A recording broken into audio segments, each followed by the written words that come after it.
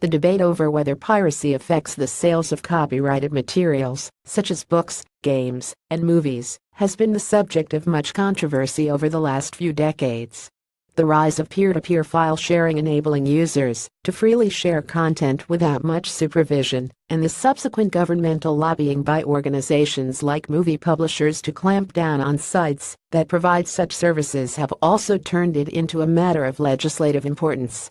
This has resulted in various legislative bodies funding research into the correlation between piracy and any perceived fall in sales. One such study was funded by the European Commission in 2014 for a sum of €360,000 and apparently buried.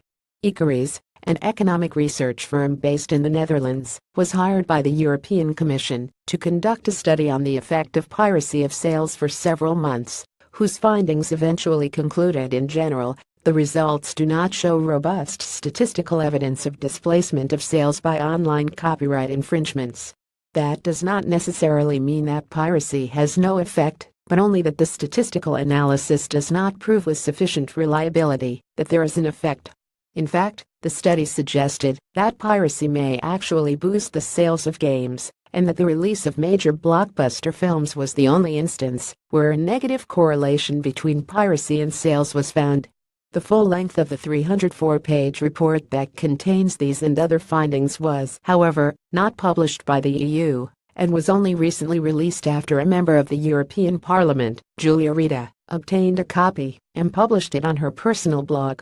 The EU has been accused of foul play and intentionally suppressing the details of the report by the European Digital Rights Organization.